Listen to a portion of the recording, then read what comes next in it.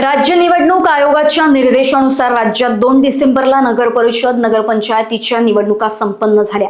निवडणूक कार्यक्रम पत्रकानुसार 3 डिसेंबरला मतगणना होणार म्हणून सर्वच राजकीय पक्षांमध्ये उत्साहाचं वातावरण होतं। परंतु राज्य निवडणूक आयोगाच्या आणि हायकोर्टाच्या वतीनं 21 डिसेंबरला मतगणना संपन्न होणार असल्याचे आदेश प्राप्त होताच उमेदवारांसह प्रत्येक नागरिकात ईव्हीएम मशीनच्या सुरक्षिततेबाबत शंका निर्माण झाली आहे।